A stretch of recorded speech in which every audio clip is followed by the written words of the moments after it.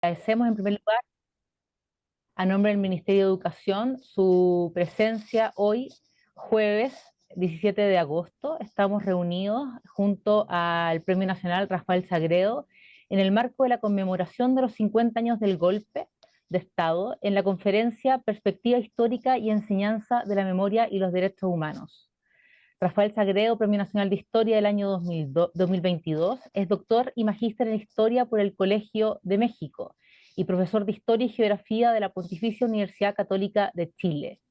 Es un reconocido investigador, editor, académico, con un aporte enorme al conocimiento histórico de Chile y América a nivel nacional e internacional. En los últimos años se ha orientado hacia la historia de la ciencia, en especial en relación con el papel de los científicos en el proceso de organización y consolidación republicana, la formación de la nación en el siglo XIX y el ejercicio de la soberanía. Es responsable de las publicaciones del Centro de Investigaciones Diego Barros Arana, de la Dirección de Bibliotecas, Archivos y Museos de Chile y de la Biblioteca Fundamentos de la Construcción de Chile. Se desempeña también en el área de la gestión del patrimonio y la memoria. Desde el año 2000 es conservador de la Sala Medina de la Biblioteca Nacional. Participó en la fundación de la Asociación Chilena de Historiadores e integró su primer directorio en el año 2015. Públicamente ha explicado la importancia social de la historia y su papel esencial en el sistema educacional. Para este Ministerio de Educación es un honor tener al doctor y profesor Rafael Sagredo en esta conferencia y queremos ya comenzar. Entonces a nuestros público les contamos que vamos a organizar la conferencia con unos 30 minutos de exposición del profesor Rafael Sagredo y luego dar un espacio a preguntas. Para nosotras y es fundamental contar con un espacio de diálogo de nuestras colegas y de modo tal de poder recoger impresiones, experiencias, vivencias, dudas y justamente contribuir así al fortalecimiento de la enseñanza de la historia en la escuela, en los colegios de Chile. Así que, Rafael Sagredo, muchas gracias por estar con nosotros, muchas gracias por aceptar esta invitación y te damos la palabra. Gracias, Tatiana. Bueno, saludar a todas las profesoras y educadores que me imagino están viendo en este momento esta presentación y los que en el futuro lo puedan ver a través de los medios digitales.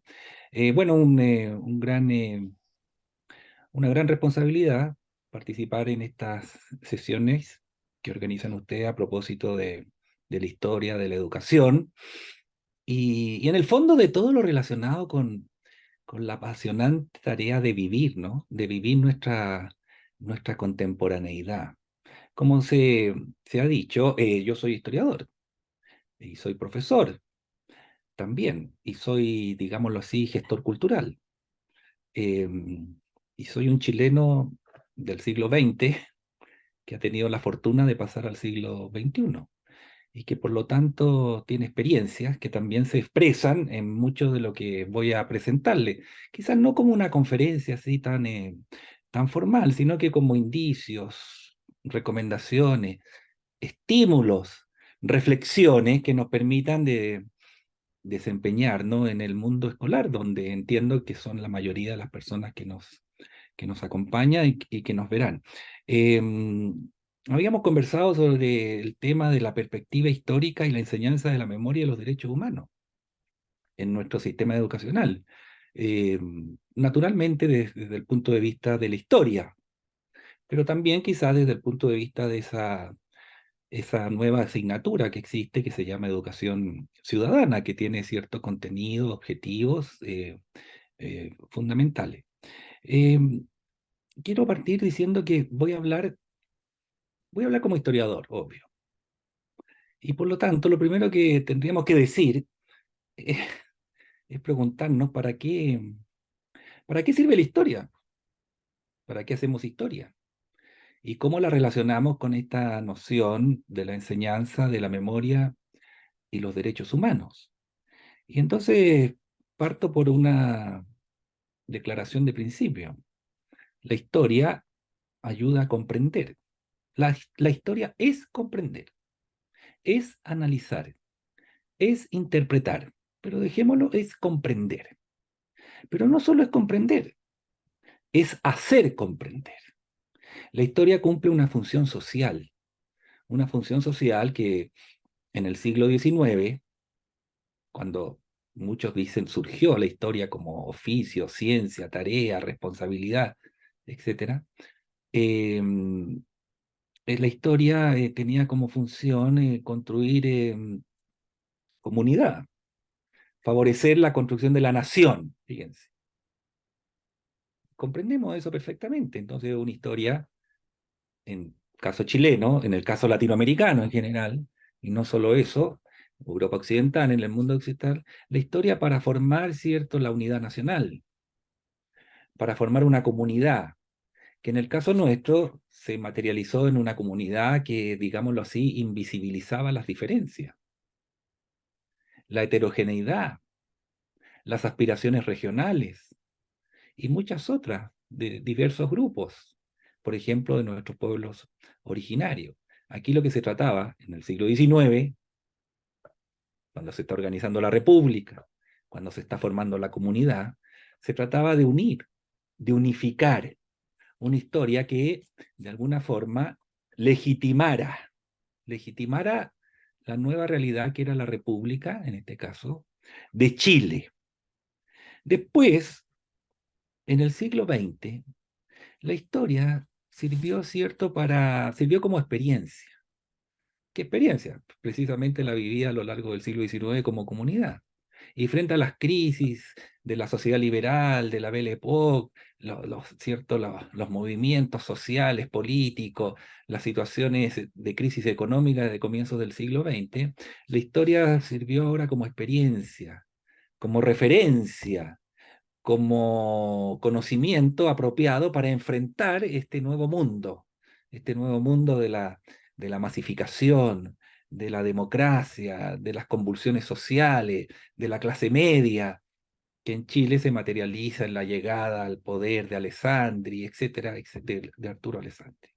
Entonces ahí tenemos una historia que de alguna manera se transforma en su significado, que se amplía en su contenido incluso, porque esa historia de la nación, es la historia de los grandes héroes, es la historia edificante, es la historia sin crisis prácticamente, es la copia feliz del Edén y el asilo contra la opresión, nuestros campos de flores bordados, ¿cierto? Pero como comprenderán ustedes, después de la revolución del 91, de 1891, después de la crisis social, el pauperismo y todo lo demás, ha ocurrido a comienzos del siglo XX, ya no podemos seguir hablando así. Entonces ahora tenemos que transformar nuestra historia, ampliarla. Y ampliarla significa eh, cambiar al ritmo de la evolución del país. Y el Chile del siglo XX es un Chile, como en otras latitudes también, de democratización, de estado de bienestar, de acceso al poder de las clases medias, ¿no? Eso es. Y la historia también se transforma, y se transforma al ritmo de las escuelas europeas, la escuela de los anales, el estructuralismo francés, el marxismo, esta historia, ¿cierto?, muy interdisciplinaria con la geografía, con la sociología, con la economía, entre otras, en donde el objetivo no es narrar hazañas, hechos heroicos, la vida de grandes personajes. Ahora es comprender que los procesos históricos, la formación de los pueblos, su evolución, en donde todos y todas somos protagonistas. Entonces, una historia que pasa de legitimar la nueva república, de prestigiarla a través del canto de su épica, los triunfos militares y todo lo demás, pasa a una historia comprensiva, analítica, estructural, de los grandes procesos, ¿cierto? La historia que explica el movimiento y la situación de los pueblos. Pero ya a fines del siglo XX y después de las grandes convulsiones que hemos vivido, que en Chile se materializan en la polarización a fines de la década del 60 y posteriormente en el golpe militar y el trauma que esto significa y las heridas que todavía tenemos abiertas a propósito de los derechos humanos, hemos visto aparecer esta noción de memoria confundida con la historia, una memoria que tiene como propósito, por lo pronto, reivindicar a las víctimas de los atropellos a los derechos humanos, una memoria que denuncia precisamente los abusos cometidos por el Estado, y que muchas veces, y particularmente en este siglo XXI, se ha confundido con la historia. Una memoria que además da cuenta de nuevas identidades, de minorías, ¿cierto? De grupos antes absolutamente invisibilizados, que acusa, denuncia, incluso juzga, cuando no pretende, además, condenar. Y entonces esto, insisto en esta idea, es memoria, bien, necesaria, imprescindible, pero no es historia. Esa memoria es fuente para la historia, pero no es historia, no es lo mismo. Hay tantas memorias como personas que hayan vivido un acontecimiento, e incluso esa misma persona que relata un hecho que haya vivido, de la cual es contemporáneo, lo relata hoy de una manera y mañana lo puede relatar de otra. En la memoria además influye mucho el tema de la emoción, ¿cierto? En cambio, la historia se supone que es un oficio, una ciencia, una forma de conocer el pasado que tiene sus métodos, sus técnicas, sus requisitos, su ética, etcétera, que está basada en fuentes, en lo plausible, en lo demostrable, que incluye la memoria, pero que no es memoria. Entonces, cerramos diciendo, mire, estamos para comprender. Desde ese punto de vista, la historia cumple una función fundamental, una función social fundamental, ¿cierto? Que es promover, como todos sabemos, el pensamiento crítico, el razonamiento crítico, o sea, esa habilidad, esa competencia absolutamente indispensable para desempeñarnos como ciudadanía consciente, independiente, libre.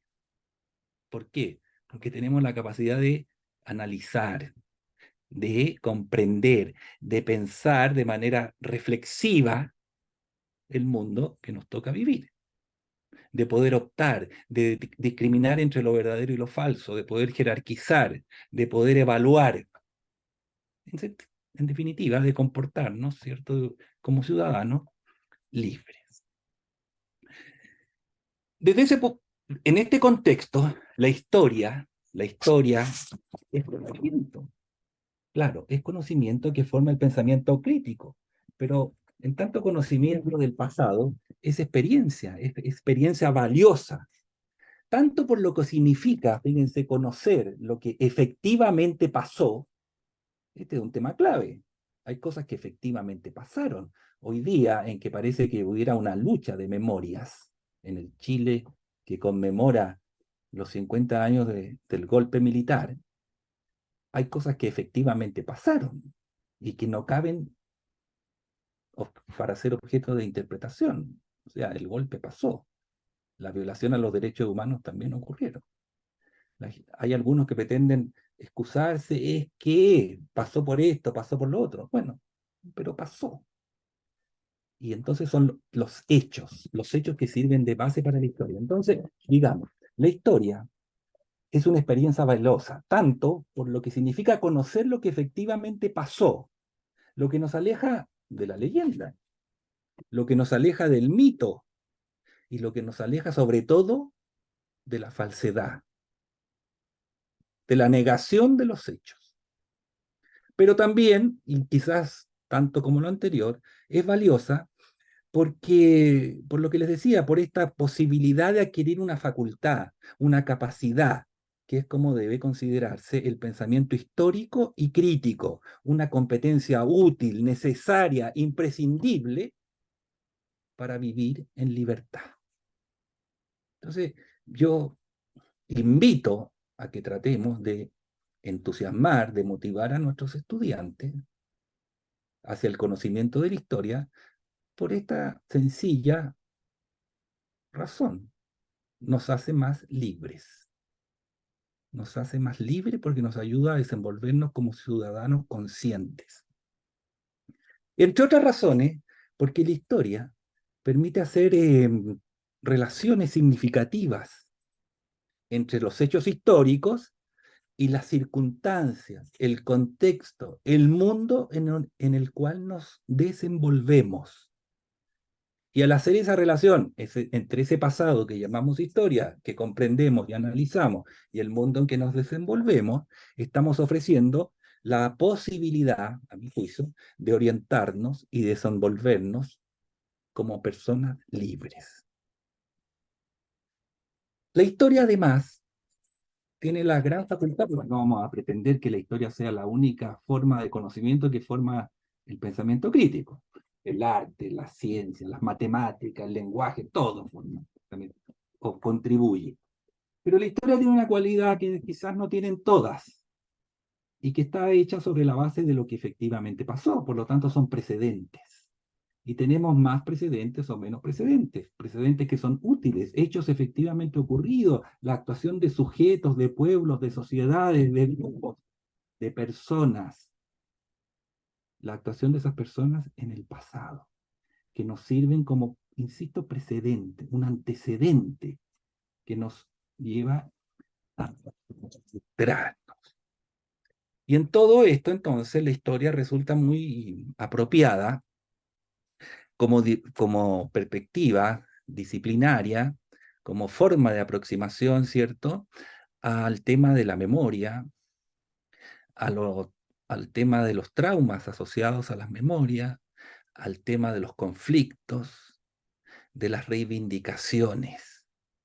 La memoria no solo está asociada, ¿cierto?, a la reivindicación, a la denuncia, ¿cierto?, a la exigencia, por ejemplo, de justicia a través del relato de las víctimas, sino que también es una forma de reivindicar identidades, relatando mi experiencia. Relacionado con lo anterior, está el hecho de que la historia también nos ofrece oportunidad de conocer el desenvolvimiento de lo que hoy día llamamos derechos humanos y comprender que se trata de una construcción, ¿cierto?, basada en la naturaleza de la humanidad, en el hecho de que somos personas y que como en tanto personas merecemos respeto, consideración y que tenemos derechos superiores, anteriores al Estado, inalienables, o sea, irrenunciables, y que debemos respetar siempre y en toda circunstancia. Y yo pienso que mostrar ese proceso de construcción, de establecimiento de los derechos humanos, de la Declaración, ¿cierto?, Universal de los Derechos Humanos, de la anterior Declaración de los Derechos del Hombre y del Ciudadano, y explicar cómo estos se transforman en patrimonio de la humanidad, en patrimonio universal, y explicar en qué consisten esos derechos, y que hay derechos de primera generación, ¿cierto?, de segunda, tercera y cuarta hasta el día de hoy, como serían los derechos a la información digital, etcétera, etcétera, es una forma de hacer valer que se trata de un esfuerzo, de un proceso común, de un proceso en que la humanidad en los últimos 250 sí, años ha dado pasos fundamentales, porque de ahí para atrás, estas cosas, estos principios, si no existían, si existían no se respetaban, ni mucho menos.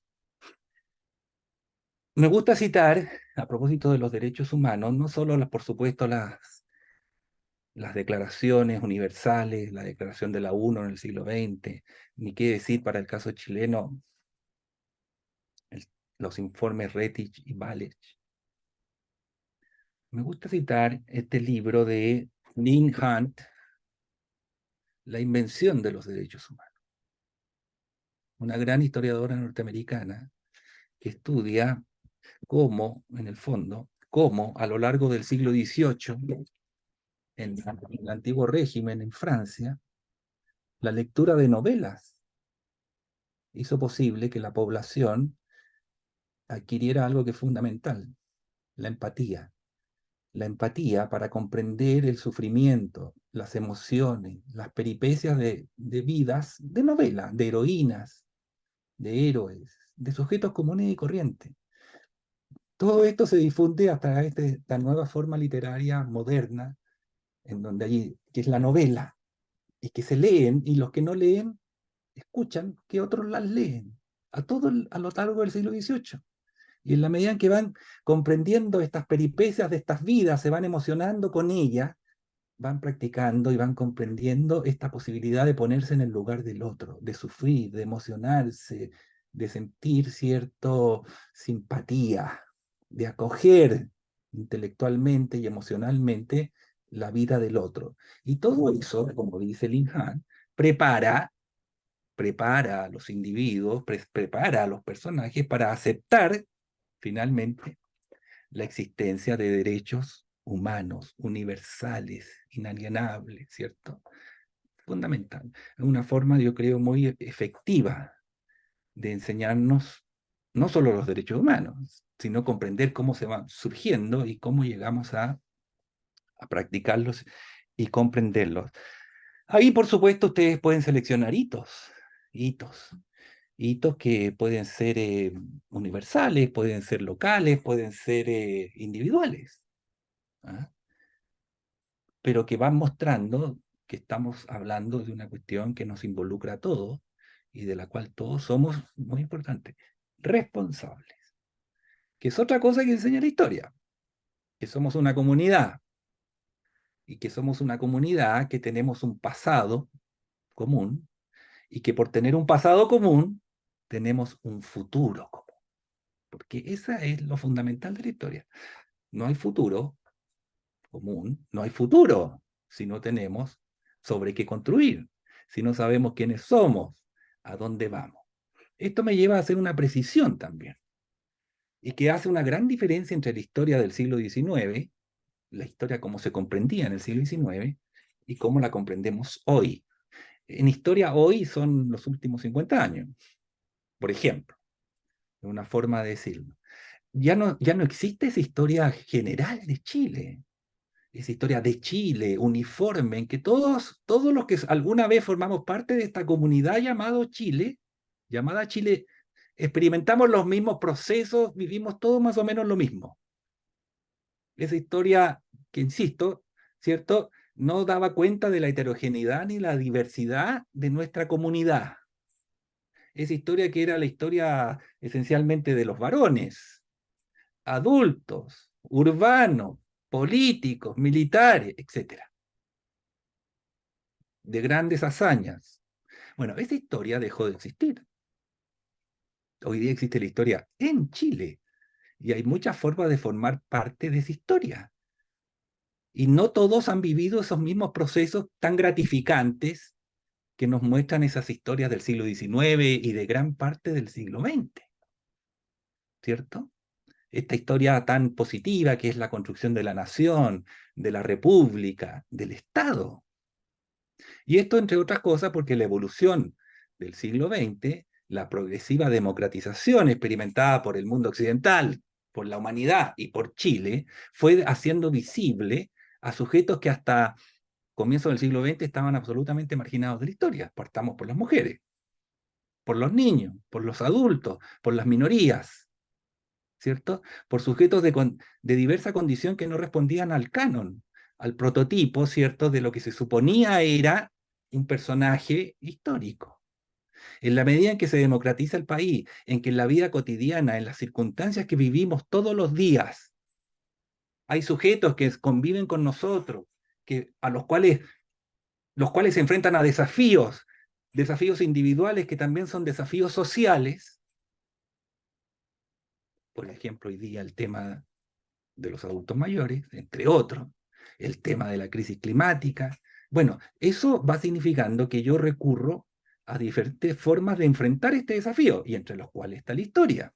Y por lo tanto, ahora busco en la historia precedentes que me permitan explicar el comportamiento de esos sujetos, la forma en que han sido tratados y cómo podemos solucionar, enfrentar, resolver, comprender su situación.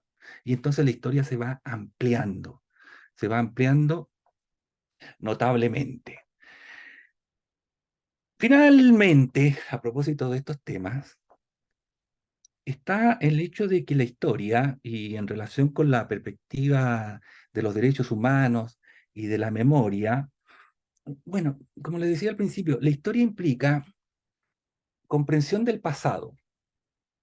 El pasado puede ser interpretado, pero los hechos que comprenden ese pasado y que nosotros transformamos en historia a través del análisis, ¿cierto? De la interpretación, de la comprensión, son los mismos para todos. Los hechos son los hechos. Y eso es inmodificable. No podemos cambiar el pasado. Lo que sí cambia siempre es la interpretación, es la forma en que abordamos ese pasado. Pero los hechos que lo constituyen están ahí, innegable. Esto es muy importante, sobre todo en el Chile de hoy, en que aparecen voces que están muy cerca del negacionismo, absolutamente, o sea, en relación a las violaciones a los derechos humanos o la conducta de la dictadura. Los hechos son indiscutibles. Otra cosa es que al analizar un periodo histórico, un acontecimiento, un proceso, la actuación de un grupo, de un sujeto, o etcétera, nosotros podamos presentar y representarlos a través de diversas interpretaciones, explicaciones, las cuales van a ser válidas o no en la medida en que sean plausibles. Y van a ser plausibles, o sea, convincentes, posibles, en la medida en que esté justificada en las fuentes, las fuentes, en los documentos, en los testimonios, en los vestigios del pasado. Uno de los cuales, importante, es la memoria. Mientras más memoria, mejor, más fuentes. Porque el historiador o historiadora tiene la obligación de tomarla en cuenta y de sopesarlas, confrontarlas, apreciarlas, y en relación entre a otras memorias y también a otras fuentes. Y estas múltiples memorias que nuestros alumnos tienen, que traen de sus familias, que traen de su entorno, conviven. A veces conviven muy pacíficamente, a veces conviven más conflictivamente. Y este es un problema que nosotros tenemos que tener presente, que enfrentar. Nosotros tenemos que, a propósito, por ejemplo, de los hechos dramáticos, traumáticos, dolorosos, el golpe y la dictadura que vino, tendremos que primero saber qué pasó, o sea, la descripción, la narración de lo que pasó, efectivamente lo que pasó. Después tendremos que preguntarnos y exponer cómo lo vivieron los contemporáneos de esos hechos. Y ahí ya empiezan las diferencias, ¿no? El golpe algunos lo vivieron con euforia y otros lo vivieron dramáticamente o no lo vivieron. Y tercero, tendríamos que pensar a propósito de las dos cosas anteriores, ¿qué hacemos? ¿Qué hacemos con eso que pasó y con esa memoria sobre cómo lo vivieron? ¿Qué hacemos con eso? O sea, cuando nos preguntamos qué pasó y cómo lo vivieron, sin duda estamos mirando hacia atrás. Estamos recogiendo el pasado como fuente para hacer nuestra historia. Pero cuando nos preguntamos qué hacemos ahora, que sabemos qué pasó y cómo lo vivieron, estamos mirando hacia adelante. Estamos mirando hacia el futuro. Tratamos de influir sobre el presente.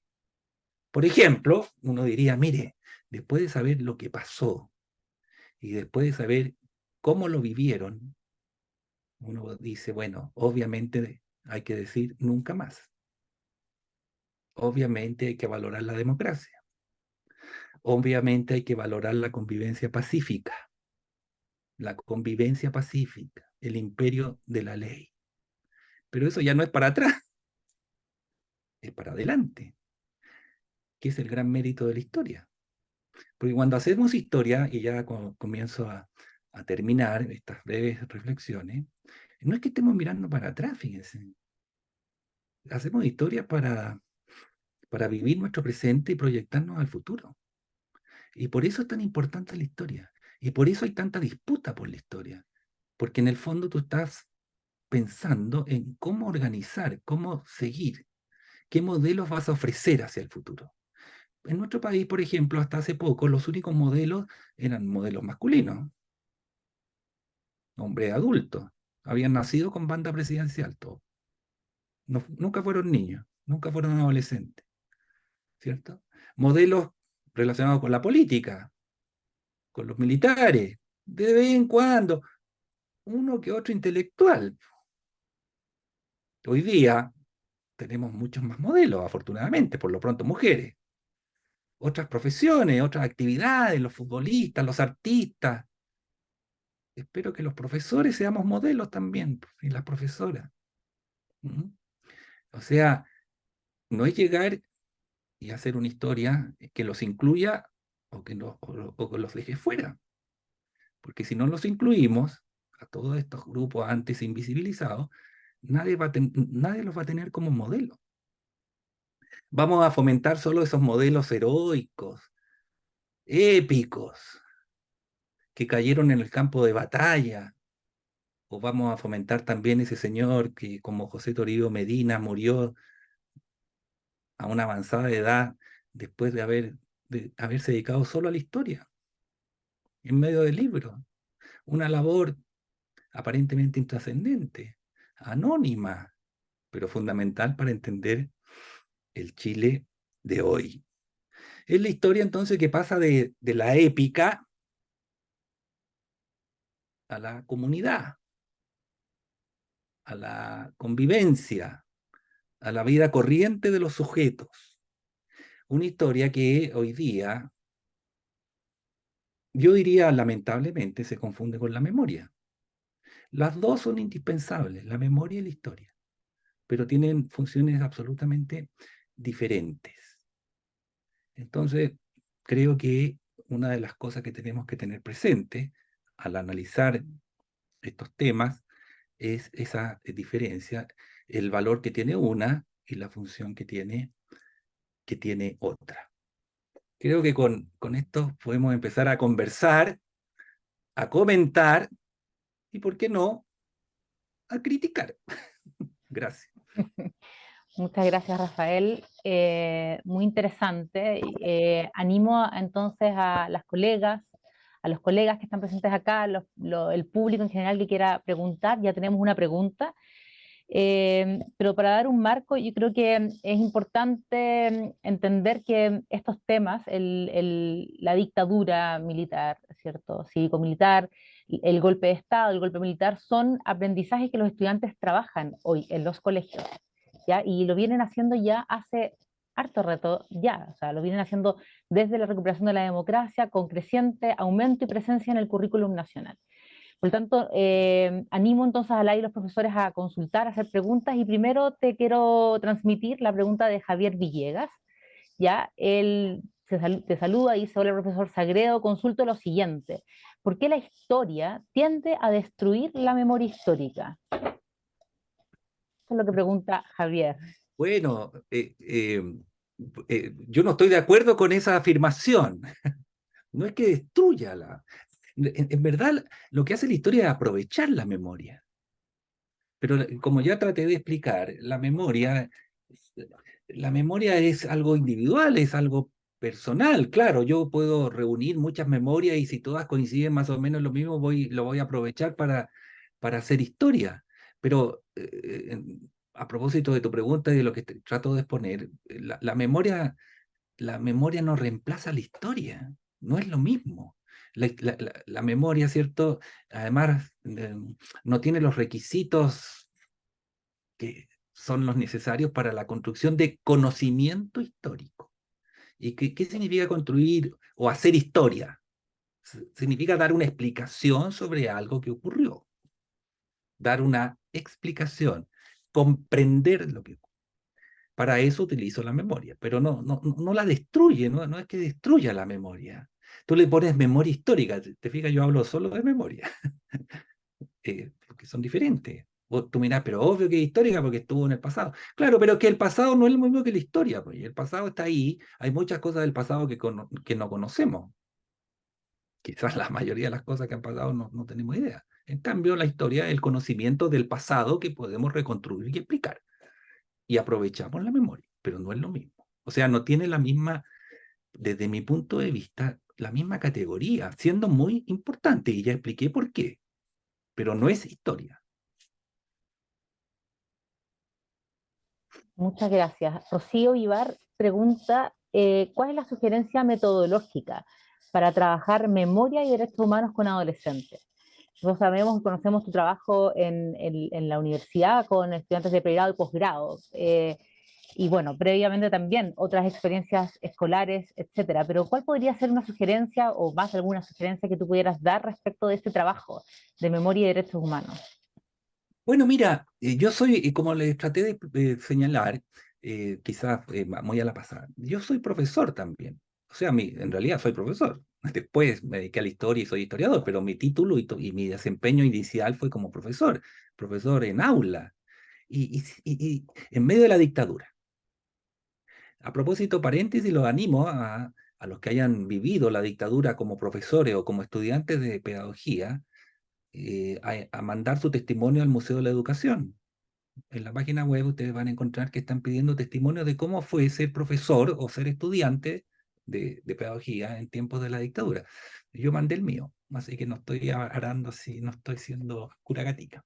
Bueno, en medio de la dictadura y hasta el día de hoy, yo siempre he pensado que la forma de enseñar historia es relacionando el pasado con el presente, absolutamente.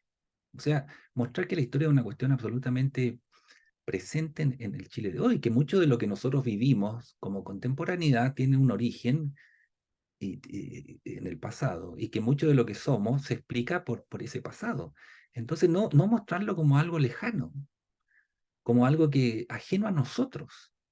Siempre, nunca me ha gustado esa, por ejemplo, para dar un ejemplo concreto, nunca me ha gustado esa representación que hay de estos héroes militares, ¿ah? Como héroes, como Superman, como gente que nació fuera de este mundo, como gente que no son humanos, ¿ah? Lleno de cualidades, condiciones y todo lo demás. Porque claro, si son así, entonces, ¿qué tiene de extraordinario? ¿Qué tiene ¿por qué vamos a felicitarlos por hacer lo que se supone que hace un héroe, no? En cambio, si nosotros los humanizamos, los mostramos en su verdadera condición de personas, todos sus méritos, pensemos en un Arturo Prat, adquieren un realce extraordinario, porque son ejemplos de, de personas normales como nosotros, que en instancias decisivas actuaron como se esperaba que actuaran, responsablemente. ¿Ah? Y entonces eso para un niño, a mi juicio, o para un joven, resulta fundamental como precedente. ¿Ah? O sea, la historia tiene que estar al alcance no solo de la comprensión, de las circunstancias, de las posibilidades de los sujetos a los cuales nosotros les estamos enseñando. ¿Cómo vamos a enseñar una historia fuera de la humanidad? Imposible, incomprensible. ¿Para quién? Para personas que somos parte de la humanidad. Y yo creo que relacionándola con el presente, entre otras cosas, eso resulta. Es lo que he intentado hacer en un libro que se llama Historias para la Ciudadanía, en donde tomo conocimiento histórico, de ese que producen los académicos como yo, pero que está explicado y está mostrado a la luz de los grandes desafíos que vivimos como sociedad en los últimos 3 o 4 años, ¿no? Eso. Y el tema de la empatía, el tema de la empatía, el tema de las circunstancias, la capacidad de ponerse en el lugar del otro, y la circunstancia de que somos una comunidad en la que nadie se salva solo. Y la pandemia es un ejemplo claro. O sea, aquí no importaba si tenía más o menos recursos, si vivía aquí o allá. O sea, o estábamos, o nos salvamos todos, no se salva nadie, porque así es la cosa, ¿no? Un gran ejemplo, dramático, de cómo somos una comunidad, ya no solo nacional, Latinoamérica, de alcance mundial. Eh, Agarrándome de esa pregunta un poco para profundizar, entonces, en ese sentido es importante enriquecer, por ejemplo, las fuentes documentales en el aula, que uno trabaje, Pero por justamente supuesto, para... yo creo que, por ejemplo, hay que aprovechar, por lo pronto hay que aprovechar la tecnología, o sea, partamos de la base, o sea, nosotros no sacamos nada con decir guarda el celular, o sea, por supuesto tienen que guardar el celular, no sé, de repente atender, pero hay que usarlo como herramienta, ¿para qué? Para que vean el mundo, para que saquen experiencias, para que saquen noticias, para que vivan. ¿Y nosotros qué vamos a hacer con esa vivencia? ¿Qué vamos a hacer con esa experiencia material, concreta? Le vamos a dar profundidad, densidad, le vamos a poner historia, comprensión, análisis, explicación, que al joven le haga sentido, porque eso es la historia. Dar sentido, dotar de sentido. Y entonces ahí, como tú preguntas, Tatiana, obviamente podemos usar cualquier vestigio del pasado, ya no hablemos de documentos, ya no creamos que solo los documentos escritos son los que sirven para hacer historia. Cualquier vestigio, un vestigio incluso es una forma, un modo de actuar, ¿cierto? Eh, Tenemos que tener imaginación. Ahora, si nosotros decimos, como hemos dicho, que se amplía a lo largo de la evolución republicana nacional, por tomar ese periodo, naturalmente la historia de lo que llamamos Chile empieza con los pueblos originarios, pero si tomamos, ya, a lo largo de nuestra evolución como pueblo, como comunidad, si se amplían los partícipes de esa historia, ya las fuentes no solo tienen que ser los documentos oficiales, las cartas firmadas por el presidente, las constituciones, los libros, etcétera. Ahora tendrán que ser ¿cierto? Los tejidos, las arpilleras, las canciones, el cine, una receta de cocina, cómo se hace la cazuela, me explico, ¿no? Los juegos de los niños, las formas de pensar, de actuar, las sensibilidades, la vida privada, la historia del cuerpo, los modales, los complejos, ¿cierto? Las experiencias de la más variada naturaleza.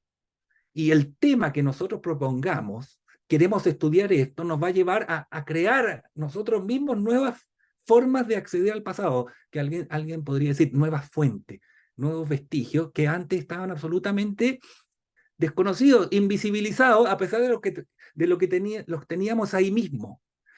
Un caso, un ejemplo que puede ser menos bueno, más malo, pero que yo creo que lo cuente. La naturaleza, la cordillera, sin nieve, es una fuente de la crisis climática y que nos permite hacer clases sin un problema, ¿no?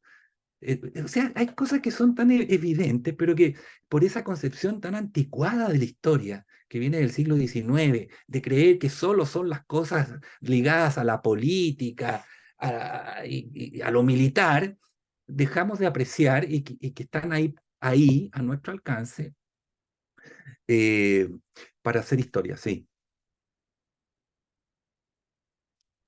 Muchas gracias, David. Hane pregunta, ¿por qué la historia, o más bien precisa, la historiografía, tiende a dar mayor uso o privilegiar a la memoria oficial o a la memoria dominante? Mira, tiene que ver con lo que estábamos recién conversando, en el marco de las batallas, de las memorias, y que hoy en el campo de la historia del tiempo presente sí recoge.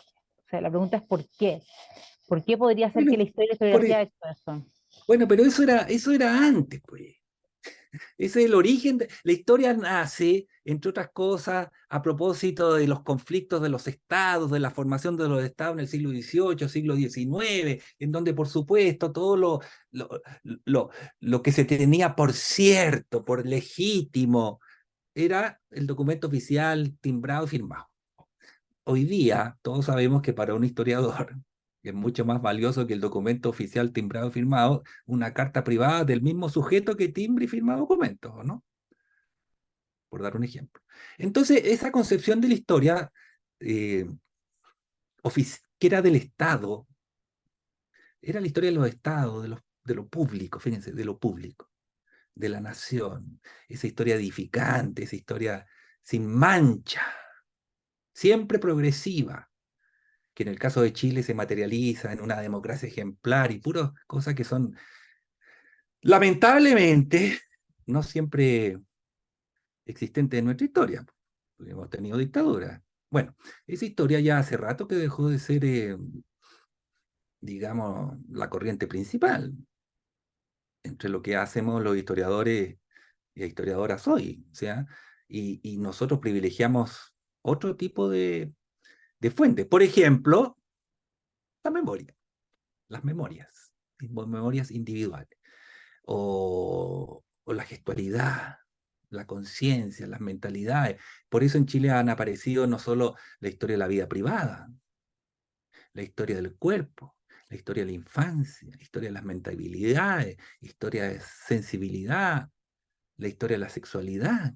O sea, todo un mundo ajeno a lo público se fijan al Estado y a la nación, sino que va hacia adentro, va hacia a la interioridad de las personas, de las familias, de los hogares, y que es una historia dramática, dramática, muy dramática, porque muestra una realidad que no vemos o que no veíamos. Hoy día lamentablemente la vemos, que es una historia también muy de violencia, de jerarquía, de abuso, de discriminación al interior de los grupos, de las familias, de los trabajos, de la sala de clase, etcétera, etcétera. Quiero aclarar inmediatamente, no se trata de hacer una historia que termine, digamos, descomponiendo, desconstruyendo todo lo que tenemos como historia de Chile, normalmente identificada con esta idea de la copia feliz del Edén y el asilo contra la opresión, o sea, es historia épica, magnífica. No, hay muchas buenas razones para sentirnos orgullosos de nuestra trayectoria histórica, pero a la luz de los traumas que hemos vivido en las últimas, bueno, el golpe, no podemos seguir repitiendo la misma cantinela de la historia ejemplar de la sociedad aquí, la sociedad ya extraordinaria, porque obviamente no corresponde a los hechos, entonces tenemos que entrar a estudiar cómo es posible que una sociedad que se creía tan extraordinaria, tan pacífica, tan democrática, termine como terminó el 73 y la dictadura. Bueno, entonces esa sería mi semi-respuesta, que estoy consciente que no respondo todas las preguntas. Trato de responderlas, pero sobre todo mi propósito es que piensen a propósito de mis respuestas, porque ustedes todos somos capaces de elaborar respuestas, por supuesto. Bueno, yo creo que a partir de eso inmediatamente recojo el guante y pienso a nombre de la unidad de currículum y evaluación, por ejemplo, las oportunidades y también los desafíos, lo que tenemos pendiente a nivel curricular para dar una entrada más amplia justamente a esa otra historia y poder comunicar de forma más efectiva que la actualización de la historia, por decirlo de alguna manera, o también los nuevos intereses de la historia, los nuevos actores, justamente esta diversidad de la que tú planteabas, ¿cierto? Cómo la historia está haciendo reflejo y eco de esta democratización de la sociedad, también canaliza y se canaliza en el currículum nacional. Y en ese sentido, desde el currículum nacional, uno puede ya encontrar esas oportunidades. Por lo tanto, también es interesante ver de qué manera los profesores que estamos en aula, que están en aula, también eh, posibilitan el acceso también a estas otras interpretaciones, a estas otras formas de ver historia, justamente para, como decía David, no darle tanto espacio a esa comillas memoria oficial, tomando las palabras de él, y a esa comillas memoria Ah, dominante, ¿cierto? Y poder ampliarse a otras memorias, como sí. él lo dice. Oye, yo como profesor, lo que yo escucho siempre, o casi siempre, pues en este país nos quejamos, todos sabemos, es que el currículum no alcanza, que mira, dejaron fuera esto, mira que incluyeron lo otro. Bueno, yo siempre como profesor me fijé cuando hacía clase en colegio y hasta el día de hoy con mis estudiantes, me fijo más que en los contenidos específicos, que son importantes, por supuesto, en los principios, en los valores, en las directrices generales que ilustran esos contenidos, ¿no? Nunca he tomado un contenido particular como una obligación absoluta.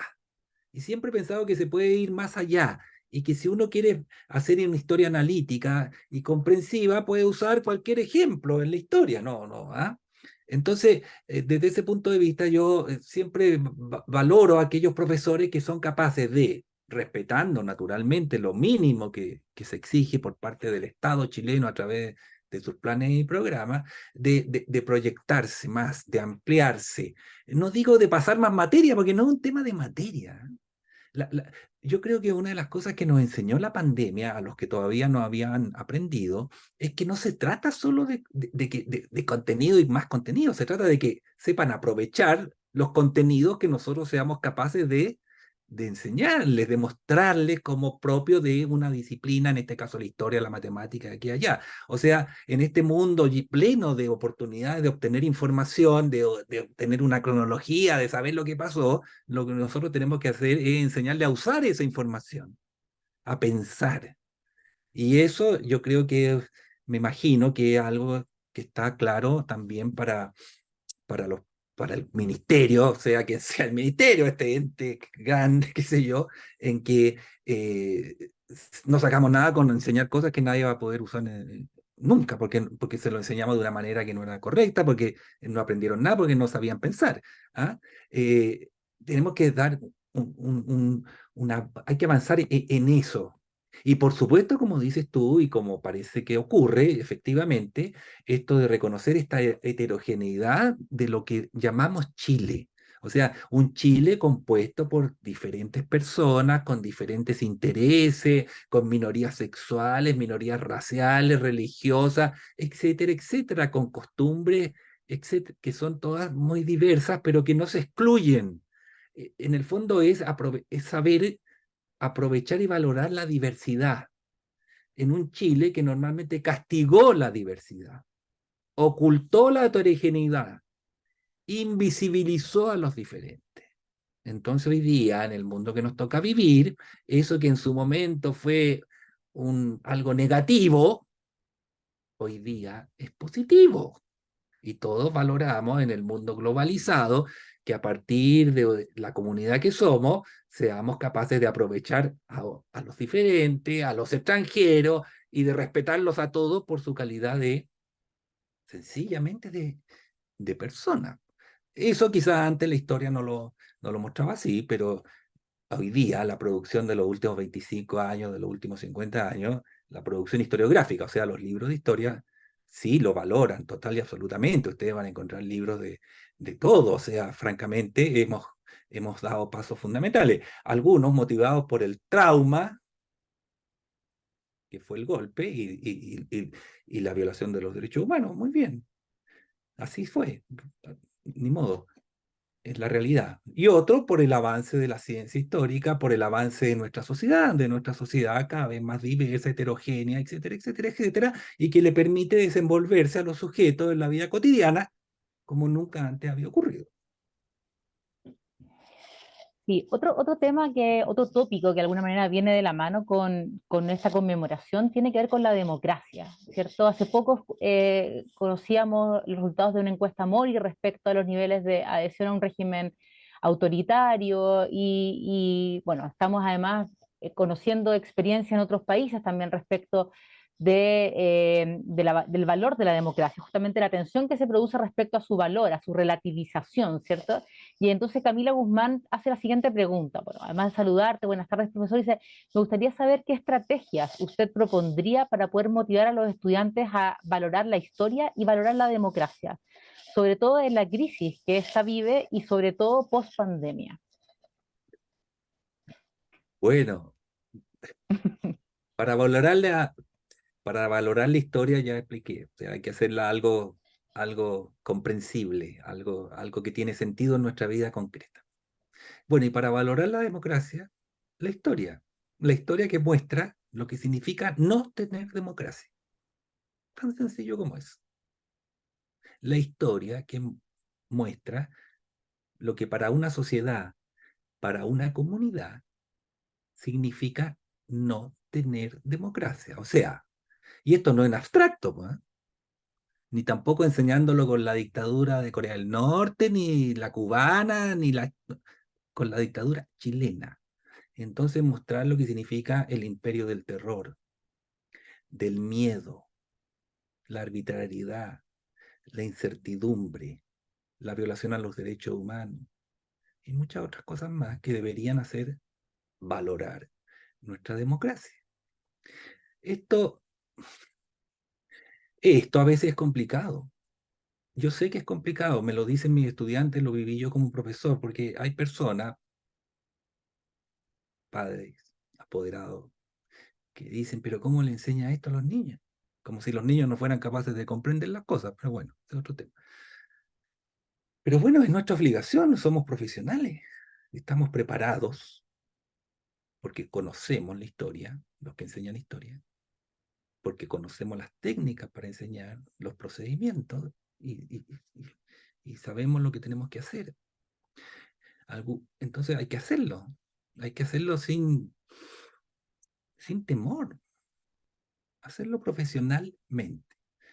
Y yo creo que eso debería ayudar. Pero vivimos una contemporaneidad, porque yo vi ese, la persona que hace la pregunta seguramente también escuchó de la encuesta que muestra que en Chile pareciera que se valora más el orden ahora que la libertad. No, no sería la primera vez, pero son coyunturas, son circunstancias que nos obligan a persistir en que para tener una democracia tenemos que estar siempre alerta, que es un proceso continuo, una construcción eterna que nos involucra a todos. Eso a veces es difícil de comprender en una sociedad tan individualista, tan inmediatista, ¿cierto? Tan, en donde cada individuo anda todo el día mirando su celular más que mirando a las personas. Bueno, pero somos profesores, tenemos que tenemos que inventar estrategias, tenemos que reunirnos, tenemos que convivir, tenemos que intercambiar experiencias. ¿Ah? Eso es lo que hacemos, eh, es lo que deberíamos hacer siempre, en verdad. No pretender enfrentar esto solos, o solas, por supuesto. ¿Ah? Hay ejemplos notables. Uno conoce experiencias en lo que en diferentes colegios, diferentes escuelas, en diferentes realidades, y están ahí a disposición de todo, uno mismo, yo mismo, cada vez que empiezo un semestre, como estamos empezando, me planteo cómo hacer para que estos estudiantes les llegue lo que tú estás enseñando, lo que tú quieres mostrarles. ¿Ah? Y muy importante, saber que las personas que tenemos al frente son estudiantes, no son alumnos, o sea, son capaces de crear, de enseñarnos ellos a nosotros. Yo siempre le digo a mis estudiantes, mire, tenemos que tener, un profesor siempre tiene dos cualidades que, o sea, tiene que tener dos cualidades que son fundamentales. Una, paciencia frente a lo que sale ahí. Y segundo, esperanza. ¿Cuál esperanza? La esperanza de que lo que nosotros les estamos ofreciendo cae siempre en terreno fértil.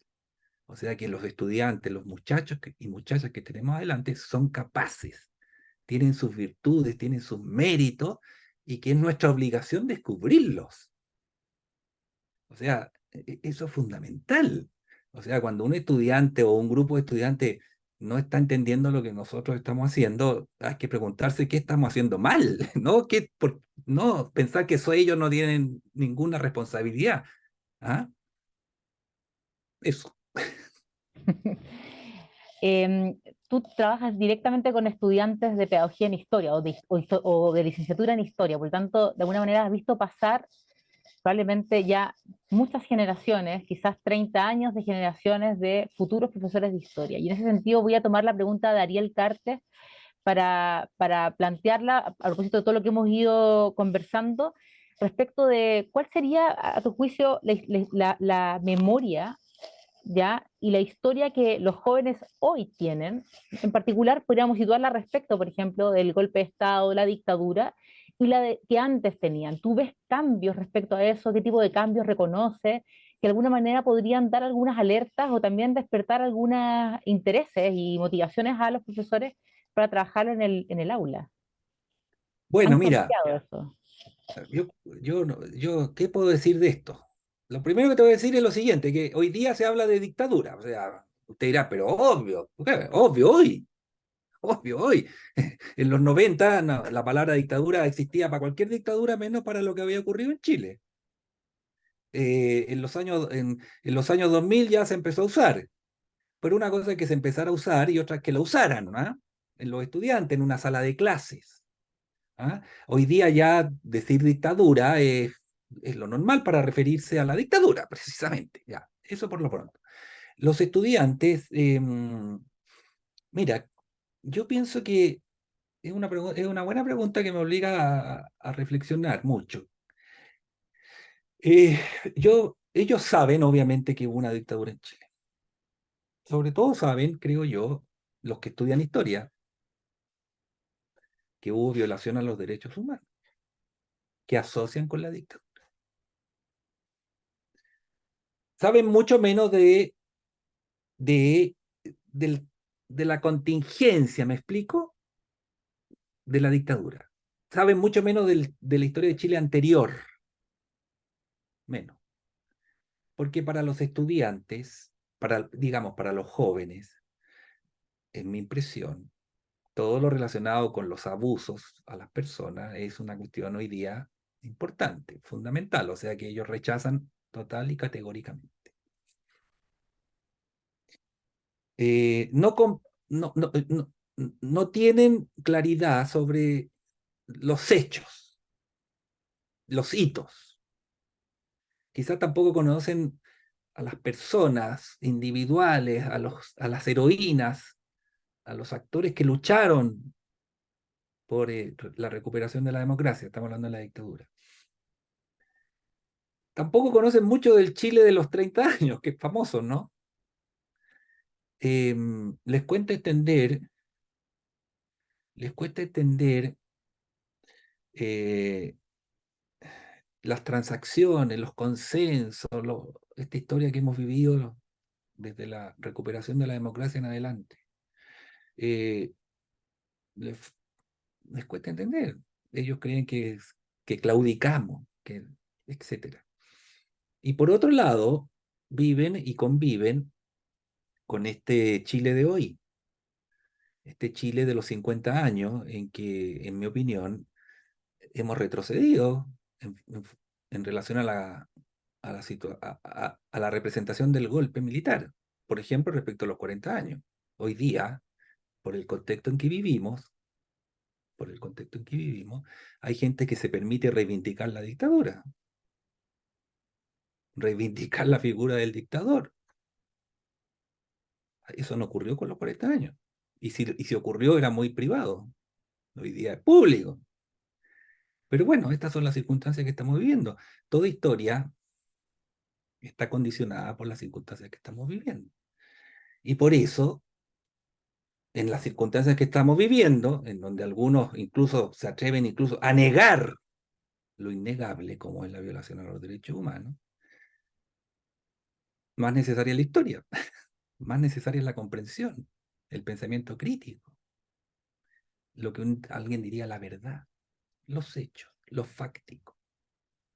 Es una tarea permanente. Los jóvenes a veces se sorprenden cuando uno les muestra estas cosas. Y otros, hay también una actitud de no quiero saber de esto. Porque, y aquí viene otro tema que ustedes quizás comprenderán tanto como trato de comprenderlo yo, es la situación vital de muchos que ya viven en una situación, digamos, de dificultad, de angustia, de violencia. Y entonces agregarle un Chile, ese Chile de esa violencia inaudita, apabulla en muchas ocasiones, ¿eh? Eso hay que tenerlo, a mi juicio, también hay que tenerlo presente.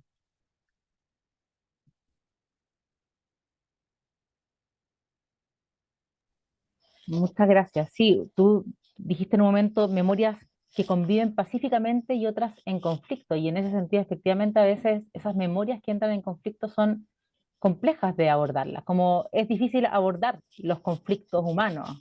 Cuando son pulcros y medios prístinos, así uno los ve como en el pasado, es fácil describirlos y abordarlos, pero cuando nos atañen directamente, vaya que de repente son complicados. Estamos en la hora, así que por honor al tiempo y a nuestros invitados, vamos a cerrar esta conferencia. Rafael, te doy las gracias. Ha sido muy, muy interesante. Sin duda quedan muchas preguntas, muchas conversaciones, pero los invitamos a todas y a todos a este ciclo de conferencias que inauguramos hoy día y que vamos a seguir haciendo por algunos jueves más. Por ejemplo, el próximo jueves, y tiene mucha relación con alguna de las preguntas que se presentaban acá, vamos a hacer un webinar acerca de oportunidades curriculares para la enseñanza de la memoria y los derechos humanos, ¿ya? Eh, esa, ese, esa conferencia precisamente la queremos enmarcar en un documento que vamos a publicar prontamente aquí desde la Unidad de Currículum y Evaluación, justamente con algunos ejemplos, mucho en la línea de lo que ya hemos ido presentando en la actualización de la priorización curricular, con ejemplos, también cómo abordar precisamente esta conmemoración en la escuela a través del currículum. Entonces, sin más, te doy las gracias ya por haber estado acá. Le doy las gracias a todos los que estuvieron aquí presentes y les cuento que esta conferencia está siendo grabada y va a quedar colgada, va a quedar disponible para todas y todos en la página web de curriculumnacional.cl. Un millón de gracias y nos vemos hasta una próxima oportunidad. Muchas Chao, chao. gracias a todas y a todos.